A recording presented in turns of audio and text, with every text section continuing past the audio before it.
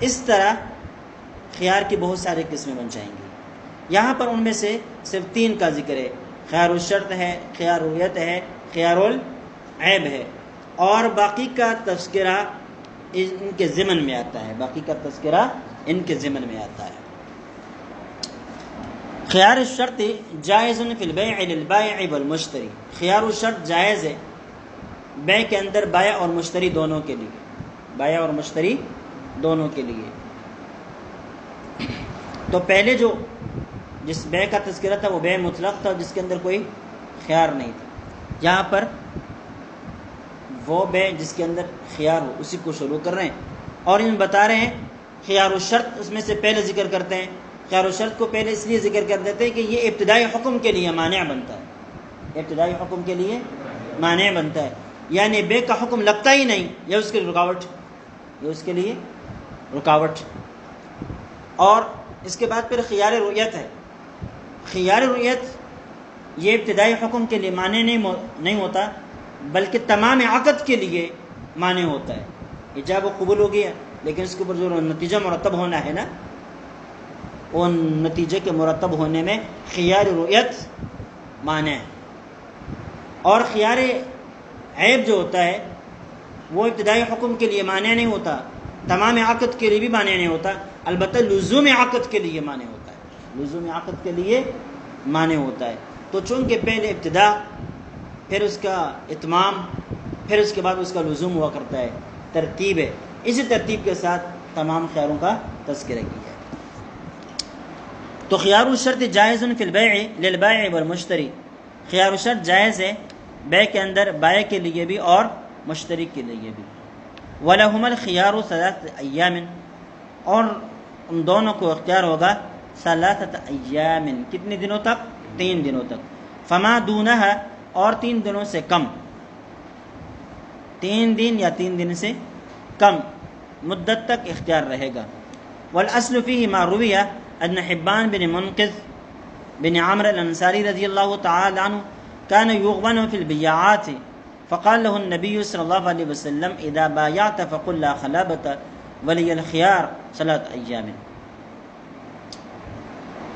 عقد میں اصل یہ ہے کہ وہ تام اس کے اندر کسی کے لیے کوئی شرط مرط نہ ہو، اس لیے کہ یہ مقتضی عقد کے خلاف ہے. حکم کے لیے معنی بنتے ہیں، تمام عقد کے لیے معنی بنتے ہیں وغیرہ وغیرہ. ہونا چاہیے کہ عقد ہو جائے ملکیتوں کا انتقال ہو جائے دوسرے کی طرف. اس لیے یہ خیار قیاس کے خلاف ہے، خیار قیاس کے خلاف ہے. لیکن چونکہ نص سے ثابت ہے تو نص سے ثابت ہونے کی وجہ سے اس کی اجازت دے دی گئی. تو نص سے جتنے دنوں کے لیے ثابت ہے اتنے دنوں تک یہ رکھا جا سکتا ہے، اس سے زیادہ نہیں رکھا جا سکتا. وہ نص یہ ہے ما روی ان حبان بن منقذ بن عامر الانصاری رضی اللہ تعالیٰ عنہ، ایک صحابی تھے تاجر، لیکن اس کے سر پر کوئی چوٹ لگی تھی، اور اس چوٹ لگنے کی وجہ سے اس کا جو کیا ہے حافظہ ہے اور سوچنے غور و فکر کرنے کی جو طاقت و قوت ہے وہ متاثر ہو چکی تھی. جیسے کہ انسان پاگل بن جاتا ہے نا، پاگل ہونے کے جنون کے حد تک تو نہیں پہنچے تھے، لیکن دھوکہ کھاتے رہتے تھے، ان کو دھوکہ زیادہ لگتا تھا.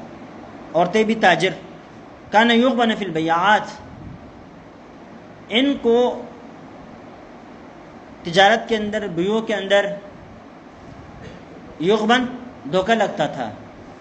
فقال لہ النبی صلی اللہ علیہ وسلم، انہوں نے نبی پاک صلی اللہ علیہ وسلم سے خود اس کا تذکرہ کیا کہ میں تاجر آدمی ہوں، لیکن مجھے یہ زخم لگا ہے، چوٹ لگی ہے، جس کی وجہ سے مجھے سوچنے اور غور و فکر کرنے کی جو طاقتیں ہیں وہ کچھ متاثر ہو گئی ہے، اس وجہ سے مجھے اکثر اور بیشتر دھوکہ ہی لگتا رہتا ہے. تو نبی پاک صلی اللہ علیہ وسلم نے انہیں یہ فرمایا اذا بایعت، جب آپ عقد کریں، خرید و فروخت کر لیں، فقل لا خلابۃ، دھوکہ نہیں ہوگا، ولی الخیار 3 ایام یا 3 ایام، 3 دنوں تک مجھے اختیار رہے گا. لا خلابۃ کا مطلب بے مطلق نہیں ہے، مشروط بشرط، مشروط بشرط ہے، یا یہ کہ میری طرف سے اس عقد کے اندر کوئی دھوکہ دہی نہیں ہوگا، کوئی دھوکہ دہی نہیں ہوگی میری طرف سے. اس میں اگر کوئی کمی کوتاہی پائی جائے تو اس کو دھوکہ پر محمول نہ کیا جائے، اس کو دھوکہ پر محمول نہ کیا جائے۔ اور اگر کوئی دوسرا آدمی یہ سمجھتا ہے کہ میں کوئی پاگل آدمی ہوں لہذا کوئی بھی چیز مجھ پر بیچ ڈالے صرف کمائی کی خاطر، تو ایسا بھی نہ کرے، وہ ایسا بھی نہ کرے۔ ولی الخیار ثلاث ایام، اگر کوئی ایسا کرے گا تو مجھے 3 دنوں کا اختیار رہے گا، پھر میں اگر خود نہ سمجھوں تو کسی اور سے پوچھ کر واپسی کا اختیار رکھوں گا۔ تو یہ دلیل ہے امام ابو حنیفہ رحمہ اللہ کی، اور یہ جو متن کے اندر مسئلہ ذکر ہے یہ بھی امام ابو حنیفہ رحمہ اللہ کا مسلک ہے۔ آگے اس کا ذکر آتا ہے ولا يجوز اکثر منها عند ابی حنیفہ، امام ابو حنیفہ رحمہ اللہ کے نزدیک 3 دنوں سے زیادہ خیار شرط رکھنا جائز نہیں ہے۔ وہ قول ظفر و شافعی، یہی امام ظفر کا بھی قول ہے، امام شافعی کا بھی قول ہے۔ وقال صاحبین کہتے ہیں یجوز اذا سمى مدتا معلومتا، جب خیار رکھنے والا کوئی مدت معلوم کا تذکرہ کر لیں تو پھر یہ جائز ہے، مہینے کے لیے، 2 مہینے کے لیے، 3 مہینے کے لیے، سال بھر کے لیے، جتنے بھی مدت کے لیے ہو، لیکن مدت کا تعین کرنا ہوگا۔ لحدیث ابن عمر رضی اللہ تعالی عنہ، ان کی دلیل حضرت عبداللہ بن عمر رضی اللہ تعالی عنہ کی روایت ہے انہ اجاز الخیار الی الشہرین، اثر ہے ان کا، روایت نہیں بلکہ ہے اثر ہے کہ انہوں نے 2 مہینے تک ایک آدمی کو اختیار دے دیا تھا، 2 مہینے کے بعد بھی اس کو اختیار دے دیا تھا کہ اگر آپ واپس کرنا چاہے تو واپس کر سکتے ہیں، واپس کر سکتے ہیں۔ وَلَنَّ الْخِيَارَ إِنَّمَا شُرِعَ لِلْحَاجَةِ إِلَى التَّرَبِّي وَلِيَنْدَفِعَ الْغَبَنَ۔ دوسری بات یہ عقلی دلیل پیش کر رہے ہیں کہ اختیار یہ جو مشروع ہوا لِلتَّرَبِّي، کس لیے؟ غور و فکر کے لیے، لِيَنْدَفِعَ الْغَبَنَ، تاکہ اس کے ذریعے سے غبن اور دھوکے کو ختم کیا جا سکے۔ وقت تمس الحاجت الی الاکثر، کبھی کبھی کیا ہوتا ہے اکثر کی طرف حاجت پڑ جاتی ہے، یعنی 3 دنوں سے زیادہ مدت تک ضرورت پڑ جاتی ہے کہ انسان سوچے، غور و فکر کر لے۔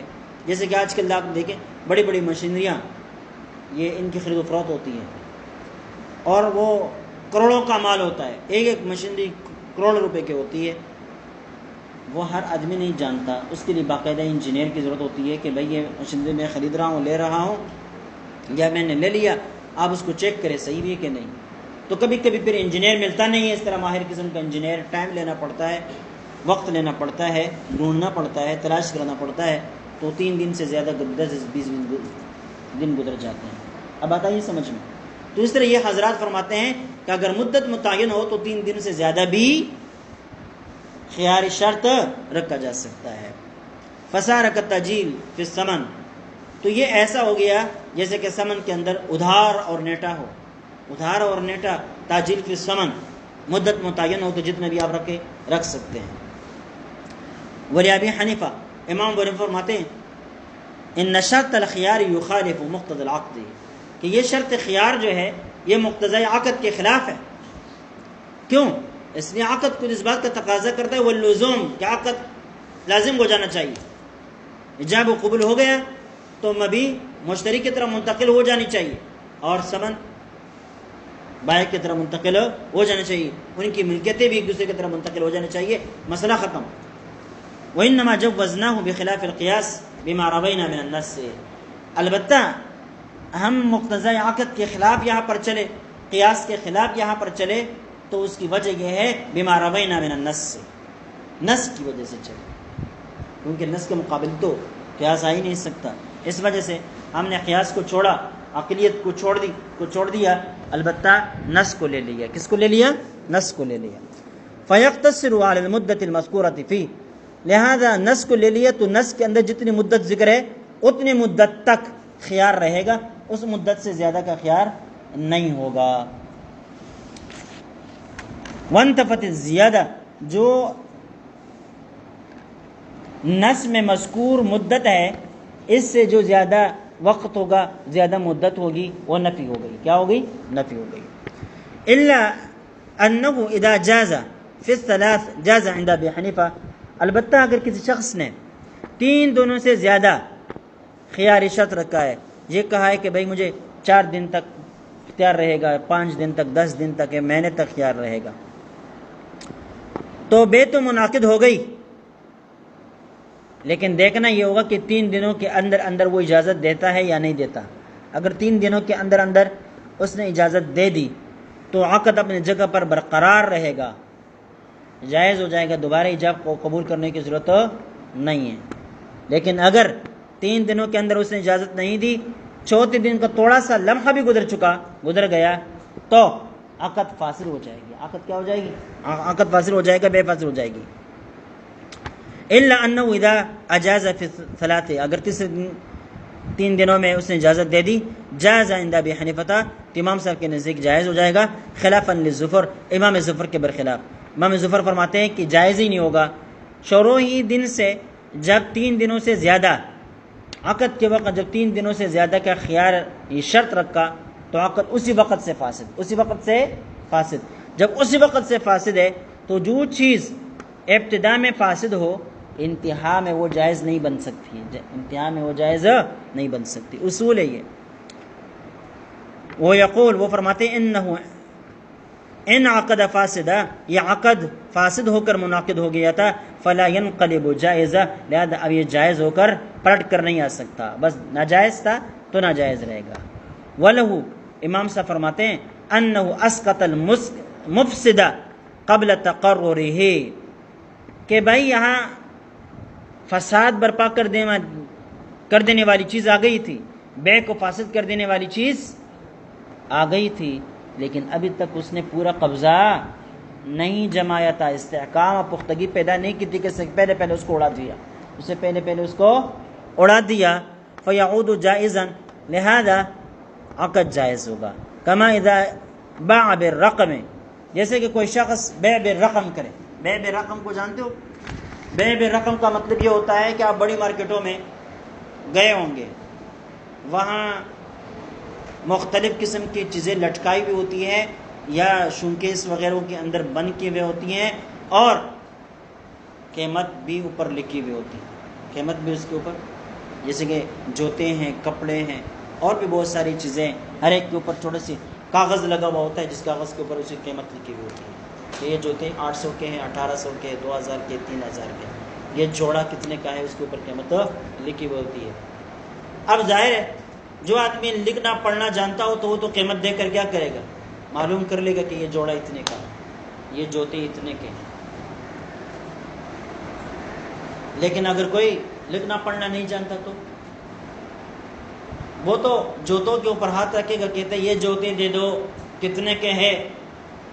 دکاندار اس کو کہتا ہے کہ جو قیمت اس کے اوپر لکھی ہوئی ہے، جو قیمت اس کے اوپر لکھی ہوئی ہے، اس کو بیع بالرقم کہتے ہیں، بیع بالرقم کہتے ہیں۔ یہ ایک آدمی ہے، وہ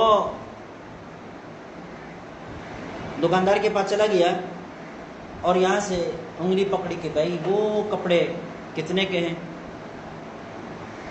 کپڑوں کی قیمت بھی نہیں دیکھی، قریب جا کے دیکھا بھی نہیں، اگر چلی کا پڑا آدمی ہے، لیکن یہاں سے صرف یہ دیکھا، سائز دیکھا، اچھا لگا، کپڑا اچھا خوبصورت نظر آیا، تو باقی چاند بین کیے بغیر بس کاؤنٹر پر آ گیا اور دکاندار سے کہا کہ بھائی کیا ہے وہ کپڑا کتنے کا ہے، میں وہ لیتا ہوں۔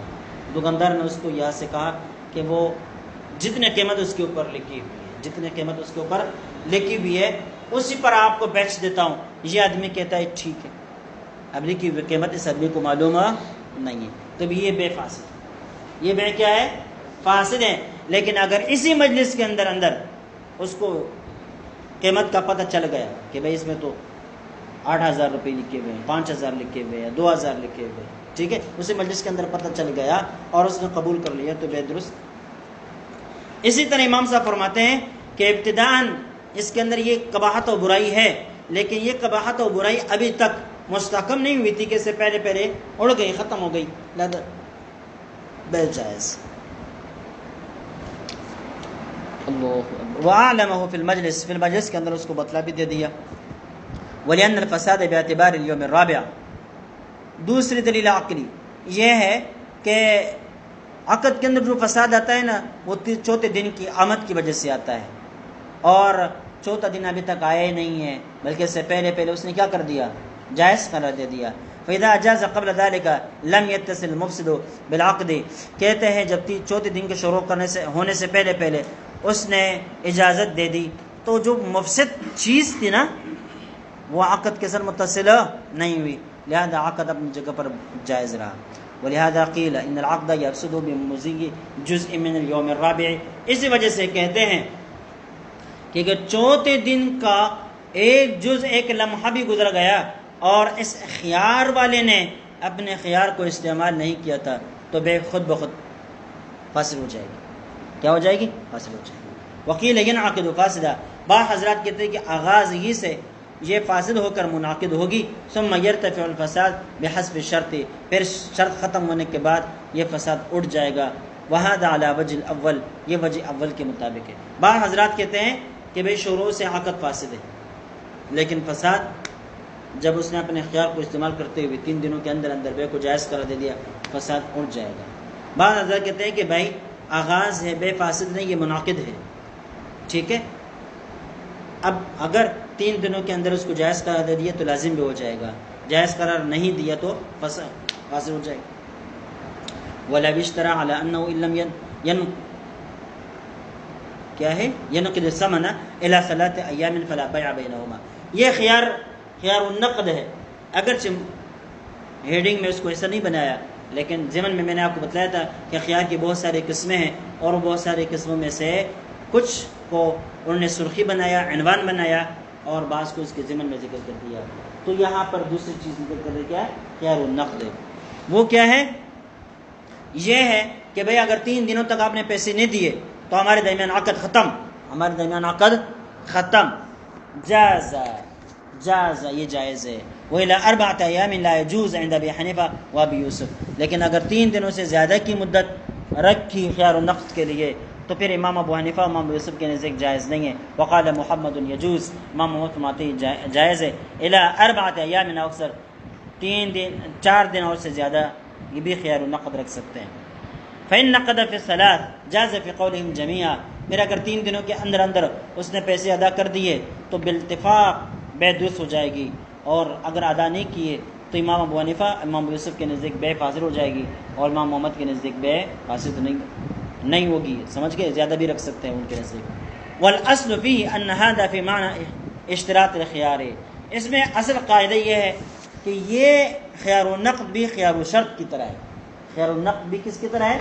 تو خیار الشرط میں 3 دن کی مہلت دی جا سکتی تھی، تو خیار النقد میں بھی 3 دن کی مہلت دی جا سکے گی امام ابو حنیفہ رحمۃ اللہ کے نزدیک. اذ الحاجۃ مست الى الانفساء عند عدم النقد. اس لیے کبھی کبھی حاجت پیش آتی ہے کہ پیسے نہ ملنے کی وجہ سے بائع عقد کو فسخ کر دے. کیا کر دے؟ بھائی میں نے چیز بیچی لیکن پیسے نہیں مل رہے تو میں کیا کروں، میں کیوں بیچی بھی نہیں، لہٰذا مجھے عقد ختم کر دینا چاہیے. تو کبھی کبھی اس کی ضرورت ہوتی ہے. تحرزا عن المماثلۃ فی الفسخ، تاکہ فسخ کے اندر مماثلت ٹال مٹول کرنے سے اعتراض لازم آ جائے. فیکون ملحقا به، لہذا یہ خیار النقد جو ہے یہ خیار الشرط کے ساتھ ملحق ہے. تو جو حکم خیار الشرط کا ہے وہی حکم کس کا ہوگا؟ خیار النقد کا ہوگا. وقد مر ابو حنیفہ علی اصلی فی الملحق به. امام ابو حنیفہ ملحق به میں بھی اپنے اصل پر چلے. ملحق به کیا ہے؟ خیار النقد. ٹھیک ہے، ملحق خیار النقد ہے، ملحق به خیار الشرط ہے. ملحق کیا ہے؟ خیار النقد ہے. ملحق به کیا ہے؟ خیار الشرط ہے. تو امام ابو حنیفہ رحمہ اللہ ملحق به میں جو مسلک رکھتے تھے ملحق میں بھی وہی مسلک رکھتے ہیں. ونفذ زیادہ علی 3، اور اسی مسلک کے مطابق انہوں نے 3 دنوں سے زیادہ خیار النقد رکھنے کو نفی کر دیا. جس طرح خیار شرط 3 دنوں سے زیادہ درست نہیں، اس طرح خیار النقد بھی 3 دنوں سے زیادہ درست نہیں. وقضا محمد فی تجویز الزیادہ. اس طرح امام محمد رحمہ اللہ بھی اپنے اصول پر چلے. خیار الشرط بھی 3 دنوں سے زیادہ درست، خیار النقد بھی 3 دنوں سے زیادہ درست جبکہ مدت معلوم ہو. وابی یوسف اخذ فی الاصل بالاثر. امام ابو یوسف رحمہ اللہ خیار الشرط میں تو اثر کو لیے ہوئے. اثر کون سی؟ حضرت عبداللہ بن عمر رضی اللہ تعالی عنہ کا اثر کہ انہوں نے 2 مہینوں کے بعد بھی خیار دے دیا تھا. 2 مہینوں کے بعد بھی خیار دے دیا تھا. لہذا اس اصول پر چلتے ہوئے خیار و شرط میں وہ 3 دنوں سے زیادہ کے بے اختیار دیتے ہیں۔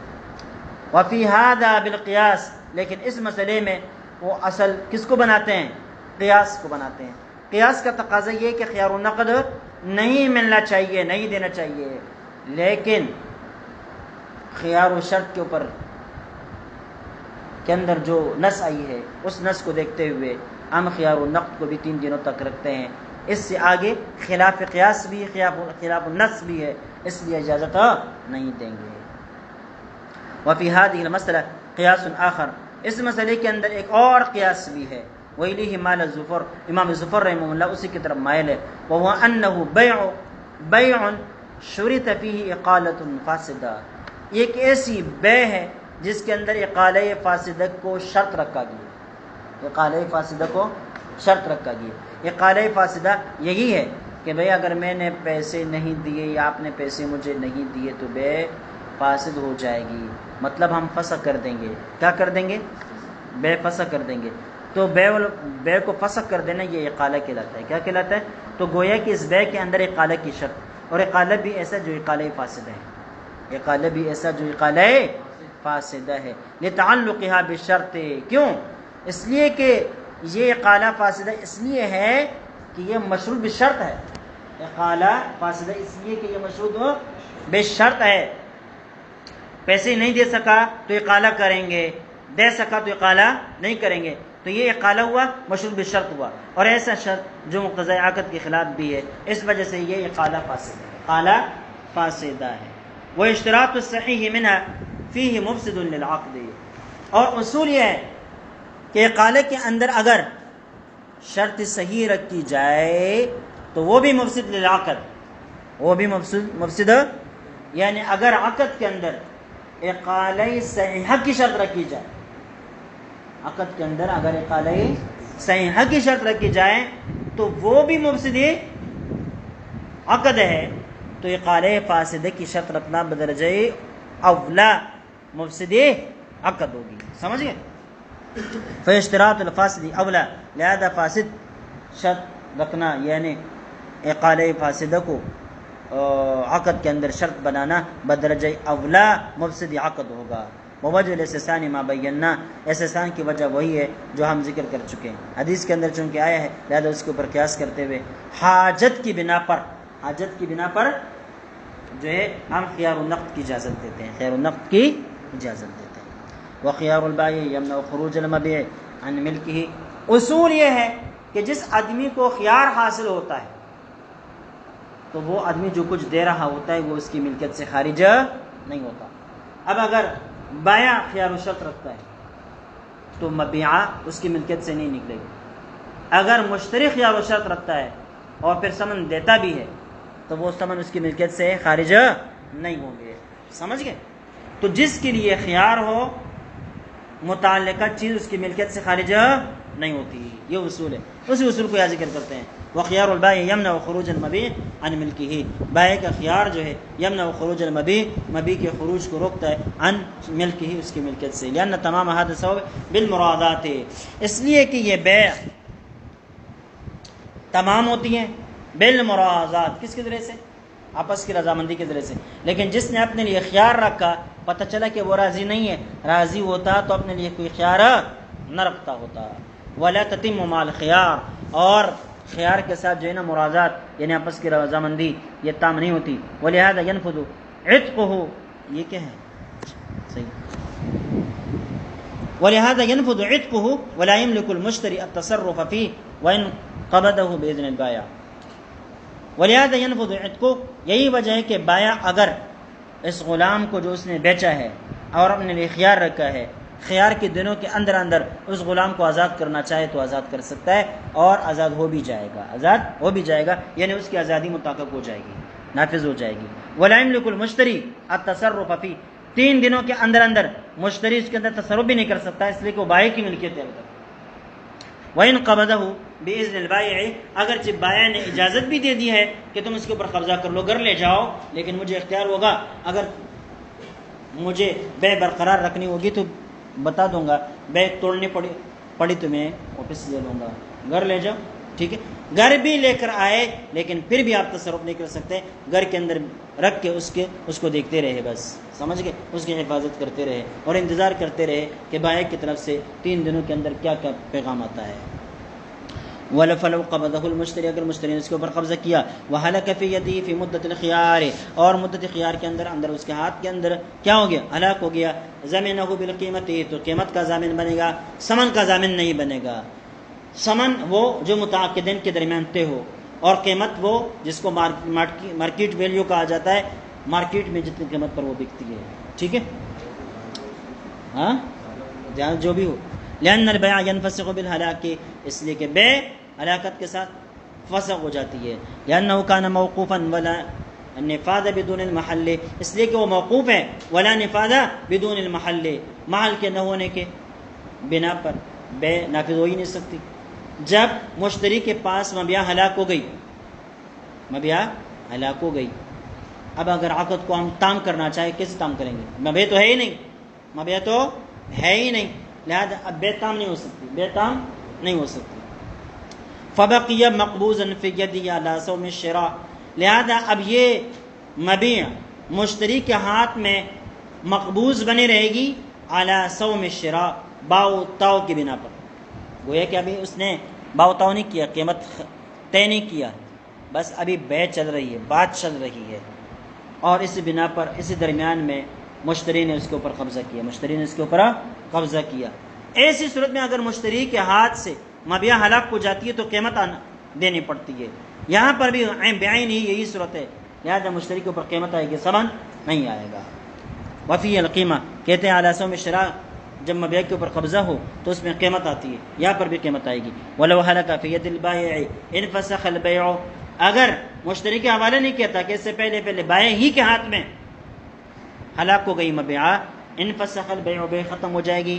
ولا شیء علی المشتری اعتبارا بالصحیح المطلق، کہتے ہیں مشتری کے اوپر بھی کچھ بھی نہیں ہوگا، اعتبارا بالصحیح المطلق، بے صحیح کے اوپر قیاس کرتے ہوئے، بے صحیح میں اگر مبیعہ مشتری کو نہ ملے تو مشتری کو پیسے بھی دینے نہیں پڑتے، سمجھ گئے۔ قال وخيار المشتری لا يمنع خروج المبيع عن ملک البائع، مشتری کا جو خیار ہے، لا يمنع خروج المبيع، مبیع کی ملکیت خارج ہونے کے لیے مانع نہیں ہے، عن ملک البائع، بائع کی ملکیت سے، یعنی اگر شرط کس نے رکھی ہو، مشتری نے رکھی ہو، اور کس کے اوپر قبضہ کر لیا، مشتری نے اپنے لیے شرط رکھی کہ 3 دن تک مجھے اختیار ہوگا، لینا ہوگا تو بھی آپ کو بتا دوں گا، نہیں لینا ہوگا تو بھی آپ کو بتا دوں گا۔ اب بات آئیے سمجھ میں، اور مبیع گھر لے کر آیا تو یہ مبیع بائع کی ملکیت سے نکل گئی، مبیع بائع کی ملکیت سے نکل گئی، کیوں؟ مشتری کا جو خیار ہے وہ مبیع کے خروج عن ملک البائع کے لیے مانع نہیں ہے، سمجھ گئے، لیکن جو ثمن اس نے دیے نا، اس کی ملکیت کے اس کا جو ملکیت ہے وہ مشتری کی ملکیت سے خارج نہیں ہوگی، کیوں؟ اصول بتلا دیا تھا کہ جس کو خیار حاصل ہوتا ہے اس سے متعلقہ چیز اس کی ملکیت سے خارج نہیں ہوتی۔ یہاں مشتری کو خیار حاصل ہے تو مشتری کا متعلق چیز کیا ہے؟ ثمن ہے، لہذا ثمن اس کی ملکیت سے خارج نہیں ہوگی، سمجھ گئے۔ لأن البيع في جانب الآخر لازم، اس لیے کہ جس آدمی کو خیار نہیں ہوتا نا، اس آدمی کے حق میں بے تام ہوتی ہے، عقد تام ہوتا ہے، لازم ہوتا ہے۔ وهذا لأن الخيار انما يمنع خروج البدل عن ملك من له الخيار، اس لیے کہ خیار جو ہے یہ بدل کے خروج کو منع کرتا ہے، عن ملك من له الخيار، اس آدمی کی ملکیت سے جس کو اختیار حاصل ہوتا ہے۔ لأنه شرع نظرا له دون الآخر، اس لیے کہ یہ جو خیار ہے یہ مشروع کیا گیا ہے نظرا له، اس آدمی کے لیے شفقت رحمت کی بنا پر جس آدمی نے اپنے یہ خیار رکھا ہے، دون الآخر، دوسرے کے لیے نہیں۔ جس نے خیار نہیں رکھا تو اس نے اپنی مرضی سے نہیں رکھا، اب ہم اس کے پیچھے نہیں پڑیں گے، لیکن جس نے رکھا ہے اب اس کے اوپر نظر شفقت ڈالیں گے، رحمت کے نظر سے اس کو دیکھیں گے، اس کو سہولت دیں گے، اس کو سہولت دیں گے۔ قال الا ان المشتری لا يملك، البتہ مشتری بھی اس کا مالک نہیں بنے گا، مشتری بھی اس کا مالک نہیں بنے گا عند ابی حنیفہ امام صاحب کے نزدیک. کیا کرے یار، چھوڑے.